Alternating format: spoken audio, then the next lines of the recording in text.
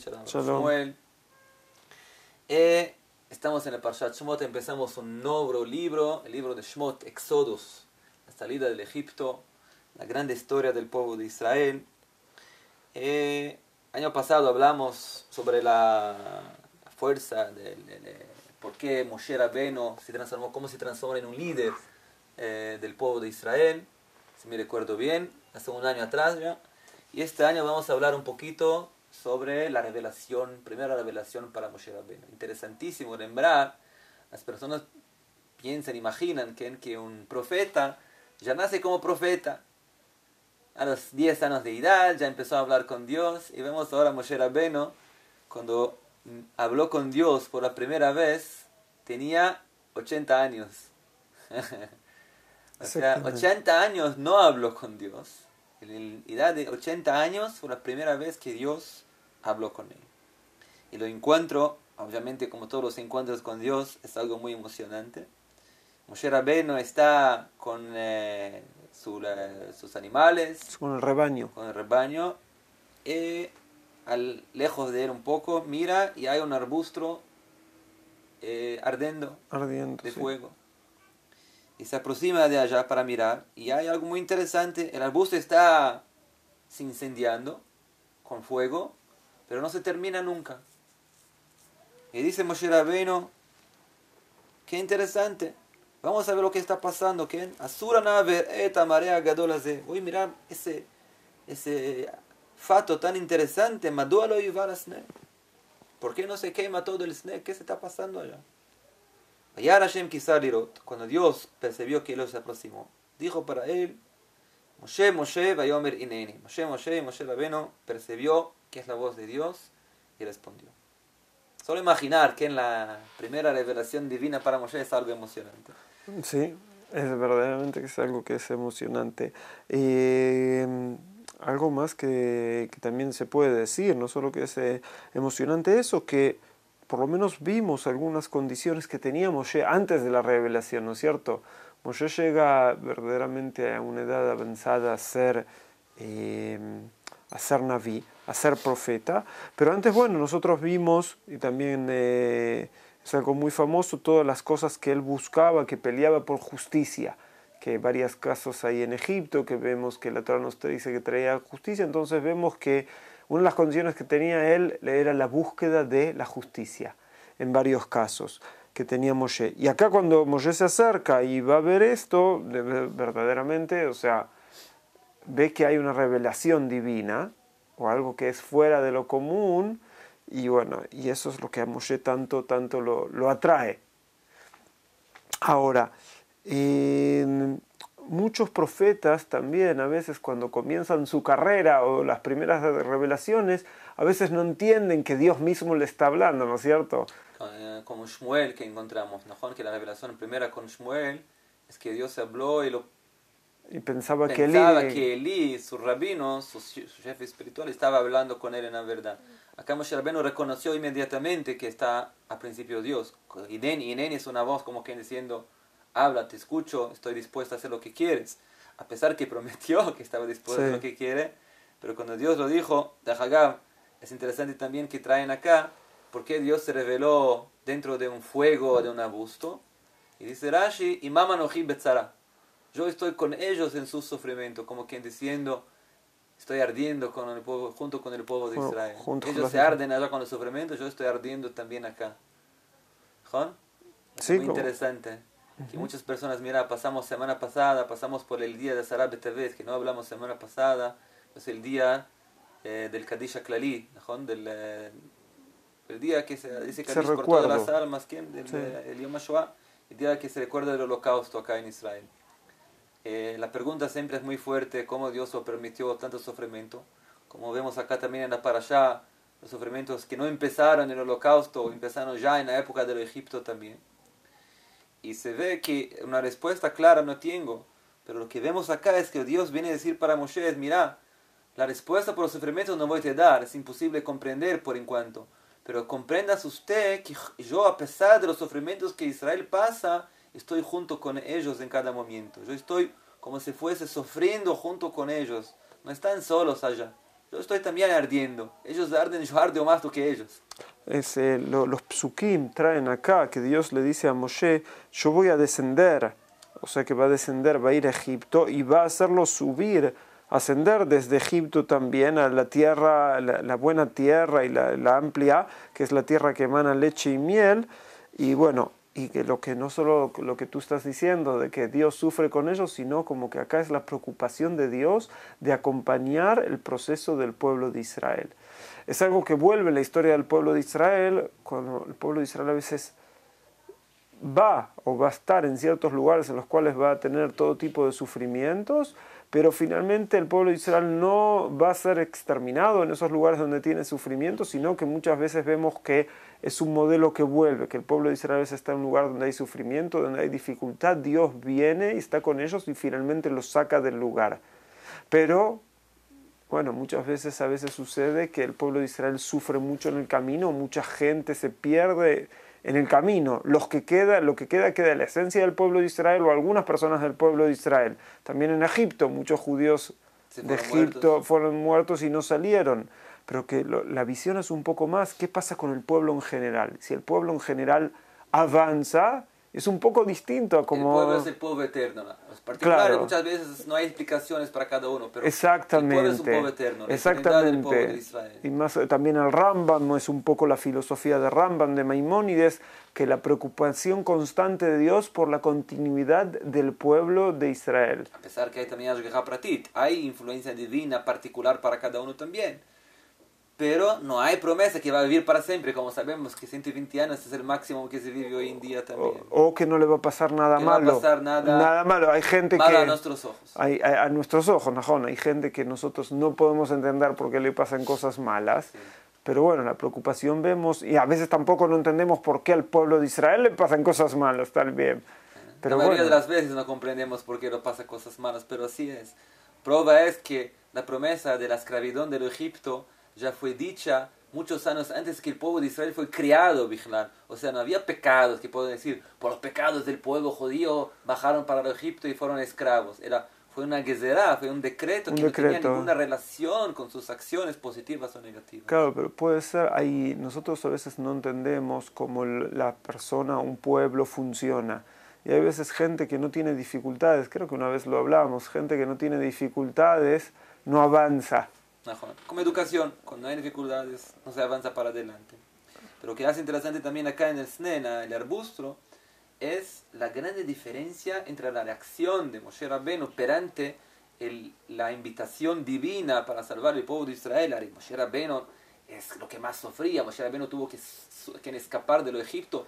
¿Por qué sufría? No podía aguantar el sufrimiento del pueblo de Israel, la justicia, no podía aguantar. Por eso se puso en peligro propio, tuvo que escapar de Egipto para eso. No se puede acusar a Moshe Rabbeinu de no se importar con el pueblo de Israel, y a pesar de la preocupación tan grande para con el pueblo, cuando Dios lo presenta en la situación y dijo, mira, ok, vamos a salvar el pueblo, usted sos el Mashiach, usted sos el salvador del pueblo. Moshe Rabbeinu hace un paso para atrás. Dice, mi anojiki, el eje el paró. ¿Quién soy yo para que vaya Paró, Bejiotziet, Bene Israel, mi Mitzrayim? O sea, dos cosas, dice Moshe. Primero, ¿quién soy yo para ir a decirle a Paró? O ¿qué mérito tengo yo para representar al pueblo de Israel delante de Paró? Y por otro lado, ¿qué mérito tengo yo para sacar al pueblo de Israel de Egipto? O sea, como que alguien que le están dando todo el poder, le están dando el gran puesto, sí. Y dice, yo. Entonces, hoy en día muchas veces vemos con muchos líderes el caso opuesto. Todo el sistema político es todo el sistema político en muchos países, no en un país en específico, es yo voy a salvar, yo voy a hacer esto, hice lo otro, y voy a poder hacer esto. Y vemos que acá el líder verdadero como Moshe es alguien que quiere escapar de su misión. No solo Moshe, también otros Nevi'im, vemos que no querían ser Nevi'im, Ishayahu, Irmiyahu. A pesar que Irmiyahu, por las profecías que tenía que decir, yo también no me gustaría ser profeta. Es verdad, era un profeta que tenía que demostrar al pueblo. Los profetas dijeron, no soy merecedor. Había una humildad tan grande que se siente que no son merecedores de traer la palabra divina.